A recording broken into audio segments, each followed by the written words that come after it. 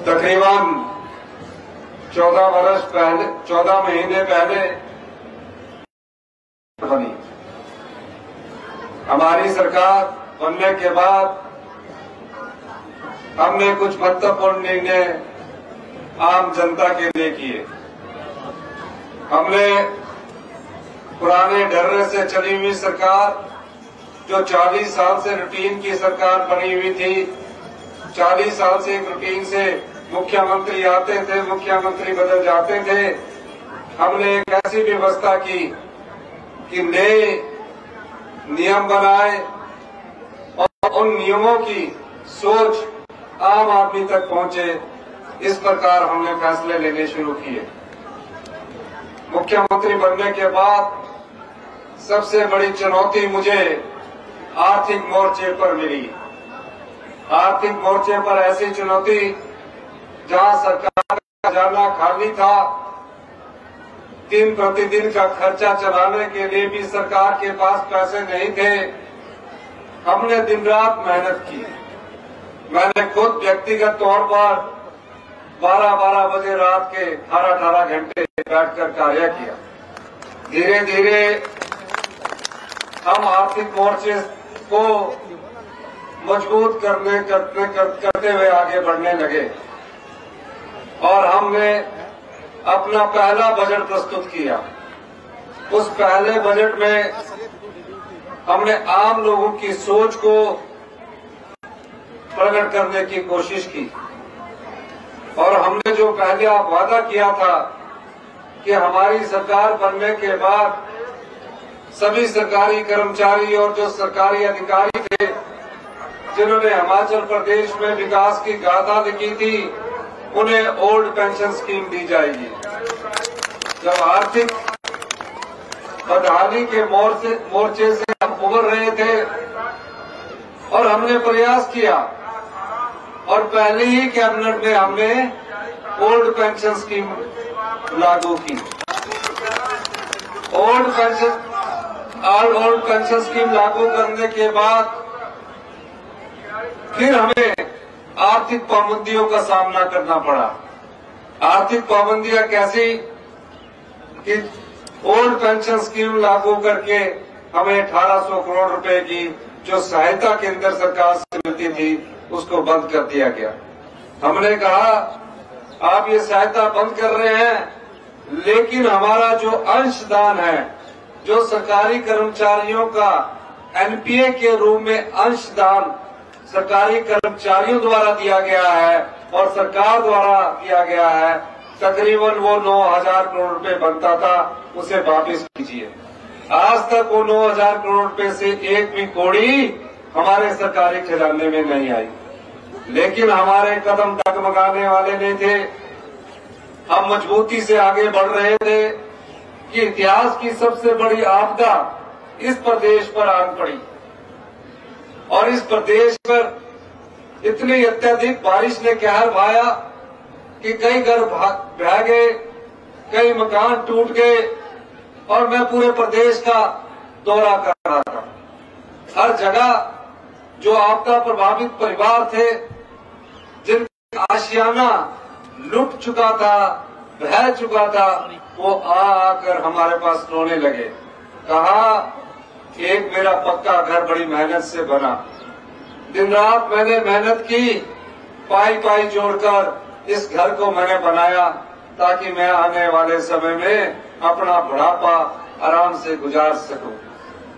रो रहे थे और कह रहे थे अब कौन हमारा घर बसाएगा। पूरे प्रदेश में तबाही का ऐसा मंजर हमने अपने जीवन काल में कभी नहीं देखा, लेकिन हमने हिम्मत नहीं हारी। केंद्र सरकार से हमें कोई सहायता नहीं मिली। मैंने अपने बजट के कट लगाकर 4500 करोड़ रुपए का आपदा राहत पैकेज दिया, क्योंकि मैं खुद एक आम परिवार से आता हूं, मैं खुद एक किसान परिवार से आता हूं, मैं खुद एक कर्मचारी का बेटा हूं। मुझे दर्द पता है कि हिमाचल प्रदेश में कोई इतना धनवान नहीं है। 75 लाख की जनसंख्या में बड़ी मुश्किल से पाई जोड़कर एक घर बनता है और जब घर तबाह हो जाता है तो उस परिवार के दिल पर क्या बीती होगी ये हम लोग जानते हैं। मेरे पास कई माताएं आई, बहनें आई, परिवार के लोग रो रो के बिलक बिलक के कह रहे थे हमारा घर क्या बनेगा। कई छोटे बच्चे ये कह रहे थे कि हम स्कूल कैसे जाएंगे, हमारी तो वर्दी भी सारी हिसाब किताब में बह गई, हमारे बर्तन सारे हिसाब किताब में बह गए। हमने हिम्मत नहीं आ रही, हमने कहा हमारे जो छोटे छोटे बच्चे स्कूल में जाते हैं, हमने हिंदुस्तान में पहली एक ऐसी योजना लाई कि जो आपदा प्रभावित परिवार थे उनके घर जो उजड़ गए थे उनको कहा जब तक आपके घर नहीं बनते तब तक आप गांव में रहने के लिए 5,000 रुपया हमने किराए का मकान के रूम में उनको दिया। 10,000 रुपया शहर में जो आपदा से प्रभावित परिवार थे उनको दिया और कहा 31 मार्च 2024 ये 24 तक सारा खर्चा सरकार उठाएगी। हमने हिम्मत नहीं आ रही और उन सब परिवारों को बसाने का काम किया। 4,000 घर, 4,000 हिमाचल प्रदेश में घर पूरी तरह तबाह हो गए। तकरीबन 13,000 पक्के घर आंशिक रूप से तबाह हो गए। मैं अधिकारियों की बैठक शिमला में लेता था, रोज सुबह जाता था, शाम को आकर रात के 11-11 बजे तक अधिकारियों से बैठक लेता था। मुझे कानून पढ़ाए जाते थे, कहा जाता था हम सिर्फ 1.5 लाख रुपया ही दे सकते हैं पक्का मकान बनाने के लिए। और मैंने कहा क्यों? कहते कानून में ऐसा प्रावधान है। मैंने खुद कानूनी की पढ़ाई की है, रात को किताब पढ़कर सवेरे अधिकारियों से फिर बैठक करता था और मैं कहता था इस कानून को बदलो। अड़चने बहुत थी, कहा कि पैसा नहीं है, मेरा पैसे का इंतजाम करना एक आम परिवार से बने मुख्यमंत्री का दायित्व है, मैं इसका इंतजाम करूंगा। और फिर हमने कानून बदल दिया, नियम बदल दिए और 1.5 लाख रुपए से उसको बढ़ाकर 7 लाख रुपया किया। और जब 7 लाख रुपया किया तो मंडी जिला में जो तबाही हुई थी, मैं यहाँ उस कार्यक्रम में आया और जिनके घर पूरी तरह तबाह हो चुके थे उन्हें 3 लाख रुपए की पहली किस्त मकान बनाने के लिए हमने दी। जिनके घर आंशिक रूप से तबाह हो चुके थे उनको 5,000 से बढ़ाकर 1 लाख रुपए की किस्त हमारी सरकार ने दी। अभी इस चुनौती से हम पार ही पा रहे थे, समाज के अंतिम वर्ग तक पहुंचने की हम कोशिश कर ही रहे थे। हमने कहा हमारे लोग गांव में रहते हैं, किसान गांव में निवास करता है, यहाँ इंतकाल अदालतें लगनी चाहिए, राजस्व अदालतों का आयोजन किया गया। आप पहले पटवारी के पीछे इंतकाल के लिए जाते थे, तकसीम के लिए जाते थे, क्योंकि हम खुद जाते थे तो पता लगता था आज पटवारी जी छुट्टी पर गए हैं, आज डिमार्केशन करने गए हैं। और हमने रोज मीटिंग करके कहा जो भी राजस्व कर्मचारियों को मिलना चाहिए उसे देना चाहिए, लेकिन आम आदमी को कोई समस्या का सामना न करना पड़े। और 90,000 इंतकाल 3 महीने में करवाए जो 10 साल से आपके इंतकाल पूरे नहीं हो रहे थे। यही नहीं, तकसीम के कितने मामले होते थे। दादे के समय से तकसीम का केस चला करता था और पोते तक उसका फैसला नहीं होता था। हमने राजस्व कानून बदल दिया और कहा तकसीम के फैसलों का भी तुरंत प्रभाव से आप फैसला कीजिए। फिर हमारे पास संसाधन कम पर जरूरत ज्यादा थी। हमने भ्रष्टाचार पर लगाम लगाने के लिए एक कानून बनाने की बात कही। जो हमीरपुर का सबऑर्डिनेट सिलेक्शन बोर्ड था, वहां जब सरकार में रोजगार देने के लिए, नौकरी के लिए जब लोग टेस्ट पर बैठा करते थे तो पेपर लीक कर दिया जाता था और 5 लाख रुपए से 6 लाख रुपए का पेपर बेच दिया जाता था। युवा, गरीब परिवार का युवा मेहनत करके ये सोचता था कि मेरे को आज सरकारी नौकरी निकली है, वो दिन रात मेहनत करके उस सरकारी नौकरी को प्राप्त करने की कोशिश करता था। लेकिन पढ़ाई के बाद भी मेरिट होने के बाद भी वो सिलेक्ट नहीं हो पाता था। हमने जाल बनाया और पता लगा कि कई पेपर जो भ्रष्टाचार में लिप्त अधिकारियों द्वारा लीक कर दिए गए हैं, मैंने उस भ्रष्टाचार पर कुठाराघात किया, सबॉर्डिनेट सिलेक्शन बोर्ड को भंग कर दिया और जो पेपर बेचने वाले अधिकारी और कर्मचारी थे आज तक जेल की सलाखों के पीछे है। और भारतीय जनता पार्टी की सरकार सोई रही। मंडी से मुख्यमंत्री जी थे, पुलिस भर्ती का पेपर लीक हुआ, कोई जांच नहीं करवाई गई, द्वारा से पुलिस भर्ती के लीक कर होकर उसको द्वारा से उसका टेस्ट करवा दिया गया। ऐसा क्यों वो करते थे? सिर्फ अपने रिश्तेदारों को नौकरी देने के लिए वो ऐसा करते थे। भारतीय जनता पार्टी की सरकार ने फिर जब हमने सेकेंड बजट प्रस्तुत किया, जिसमें हमने कहा कि समाज के सभी वर्गों का हम लोग ख्याल रखेंगे, और उसके बीच में जब बजट सत्र था, राज्यसभा का इलेक्शन आया, हम सब लोगों की मदद कर रहे थे। हमने खनन माफिया पर शिकंजा कसा था। मैं जानता था खनन माफिया गिरोह भ्रष्टाचार में लिप्त अधिकारियों के साथ हमारे खिलाफ एक षड्यंत्र रच रहा। 27 तारीख को राज्यसभा का चुनाव हुआ। हमने बोला जिस कांग्रेस पार्टी के चुनाव चिन्ह पर जो लोग चुनकर आएंगे वो हमारे जो कांग्रेस के प्रत्याशी है उस पर मतदान करेंगे। लेकिन उसके विपरीत 6 कांग्रेस के विधायकों ने उसके खिलाफ वोट डाला और मैंने उनसे जानकारी प्राप्त करने की कोशिश की तो पता लगा कि यहाँ अंतरात्मा की आवाज नहीं थी, यहाँ धन आत्मा की आवाज से उन लोगों ने वोट डाला। धन आत्मा की आवाज से वोट डाला। राज्यसभा चुनाव में 34 वोट पड़े और हमारा प्रत्याशी चुनाव हार गया। अगले दिन बजट था। अगर बजट पास ना होता तो हमारी सरकार गिर जाती। उस बजट में क्या था? उस बजट में आम लोगों के लिए, किसान के लिए, महिलाओं के लिए योजना थी। पहली बार हमने हिंदुस्तान में एक ऐसा कानून बनाया जो पशुपालक है, जो दुग्ध उत्पादक है, उन्हें दूध का उचित मूल्य मिलना चाहिए। मैंने पाया कि गांव का किसान दूध पैदा करता है और मिल्क फेडरेशन 32 रुपए किलो के हिसाब से उससे दूध खरीदती है। मैंने कहा भाई हम भी किसान हैं, हमारे लोग भी पशु पालते हैं, 32 रुपए में तो चारा ही नहीं पूरा होता।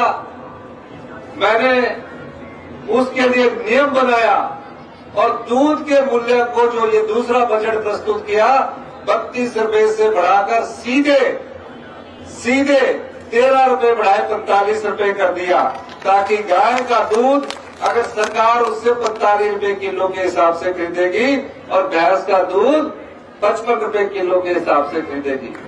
और कहा किसान के हाथ में पैसा कैसे आएगा, किसान कैसे आर्थिक समृद्धि की दिशा में आगे बढ़ेगा।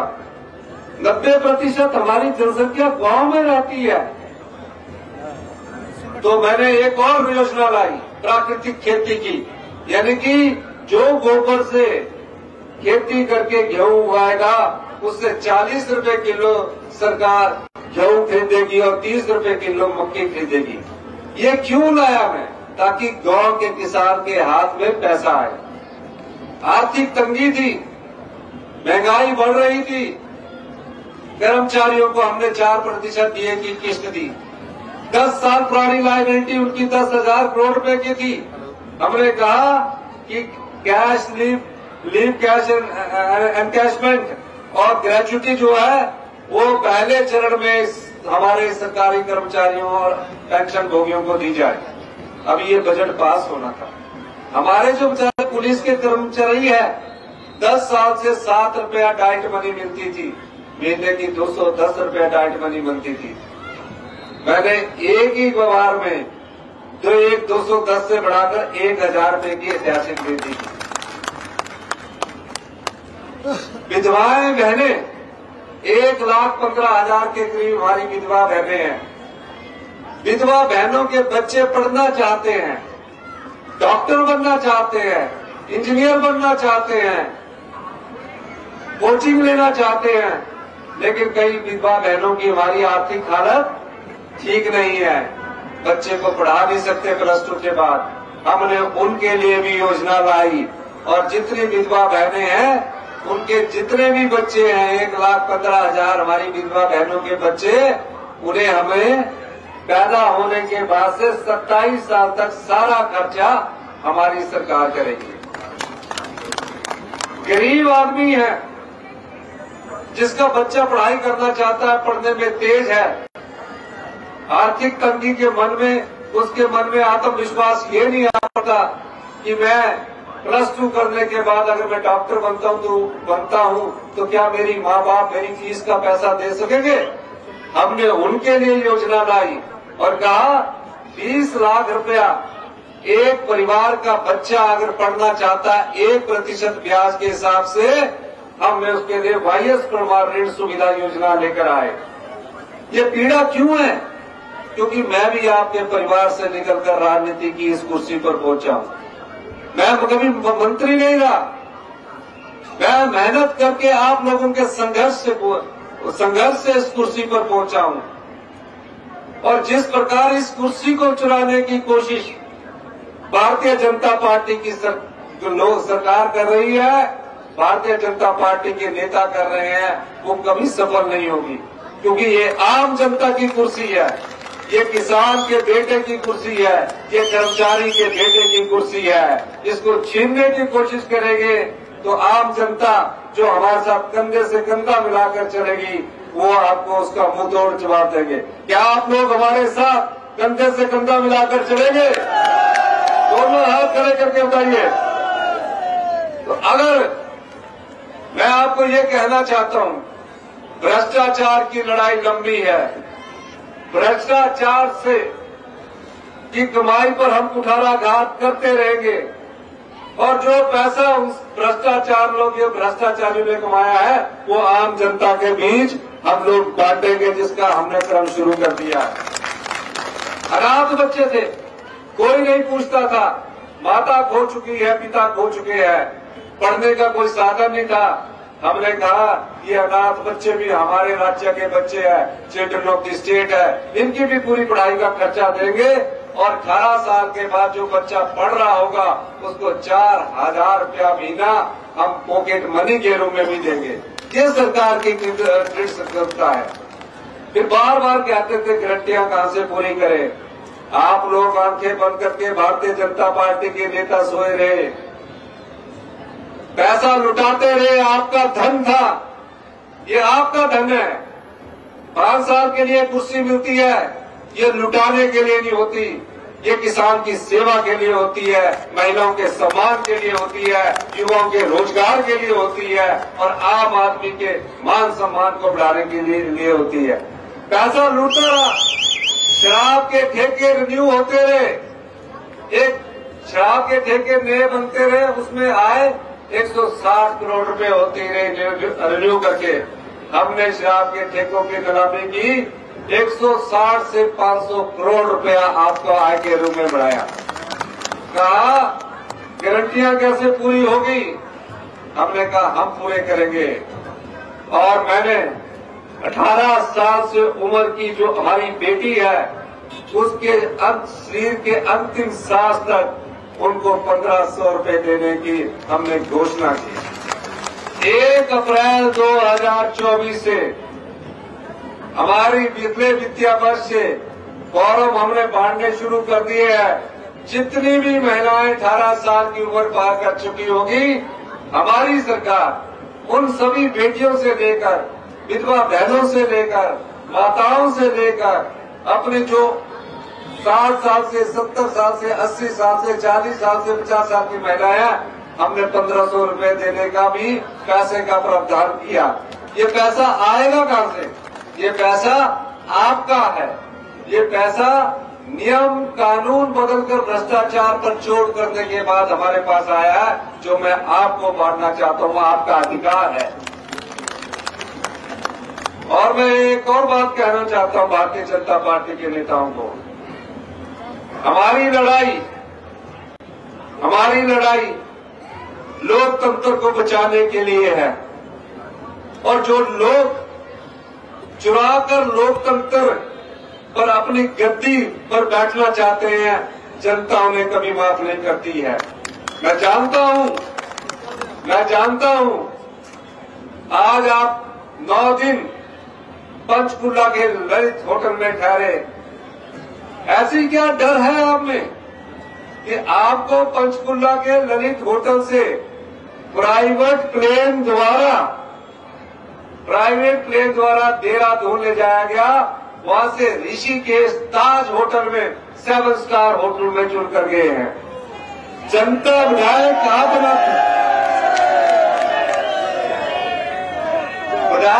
बनाते हैं, विधायक आप अपने दुख बांटने के लिए बनाते हैं।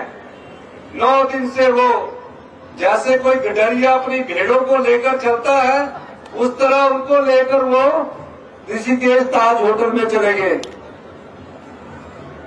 जो धन आत्मा के बल पर गए हैं, भगवान उन्हें कभी माफ नहीं करेगा। अंतरात्मा नहीं थी ये धन आत्मा थी। और मैं एक और बात कह देना चाहता हूं, ये सरकार पूरे 5 साल चलेगी और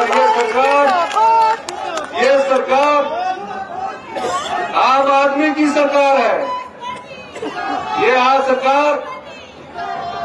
ये सरकार गरीब की सरकार है, आम आदमी की सरकार है, किसान की सरकार है, कर्मचारी के बेटे की सरकार है और जनता की आवाज है। ये आपकी सरकार है। ये जो कुर्सी है, ये कुर्सी किसी और की नहीं है, आपकी कुर्सी है। ये कुर्सी पर आप लोगों का अधिकार है। इस कुर्सी को जो चुराने की कोशिश करेगा, वो जन आंदोलन के रूप में उनके सामने एक क्रांति के रूप में खड़ी होगी। क्या आप इस क्रांति के लिए तैयार हैं? जोर से बोलिए।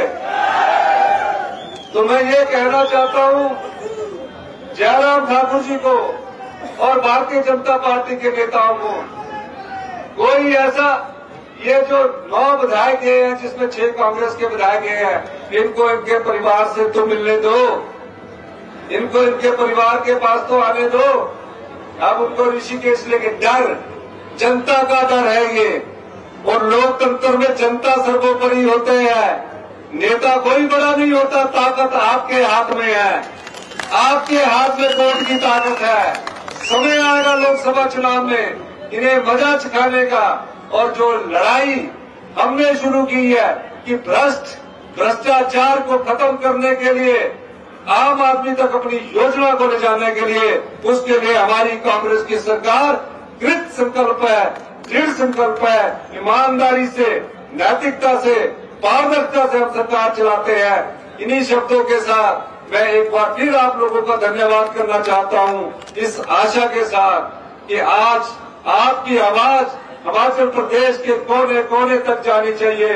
और जो एक गडरिया जिनको एक स्थान से दूसरे स्थान पर भगा कर ले जा रहा है, उनके कानों तक ये आवाज पहुंचनी चाहिए कि ये हिमाचल की जनता है जो भ्रष्टाचार को स्वीकार नहीं करेगी, जो बिकाऊ एमएलए को स्वीकार नहीं करेगी। इन्हीं शब्दों के साथ मैं आपका बहुत बहुत धन्यवाद करता हूँ। क्या आप, मैं एक बात आपसे जानना चाहता हूँ कि क्या आप जन क्रांति के लिए तैयार है कि नहीं है? जोर से बोलिए तो ना करेंगे। धन्यवाद। हम देश संस्कृत को मानने वाले लोग हैं। अपनी संस्कृति के लिए, देश समाज के हित के लिए जो भी हो हम वो सब कर रहे हैं। आगे जो भी जरूरी होगा हम वो सब करेंगे। इस अवसर पर मैं देवताओं के नजराने में 10% बढ़ोतरी की घोषणा करता हूं। मैं यह भी घोषणा करता हूं कि बजंतरियों का मानदेय भी 10% बढ़ाया जाएगा। और हम देवी देवताओं के आशीर्वाद से और सृष्टि के रचना शिव भगवान के आशीर्वाद से मैं अंतर्राष्ट्रीय शिवरात्रि महोत्सव मंडी 2024 के शुभारंभ की विधिवत घोषणा करता हूं। जय हिंद, जय भारत। एक बार आप सबकी तालियों के साथ बहुत आभार माननीय मुख्यमंत्री जी आपका। माननीय मुख्यमंत्री जी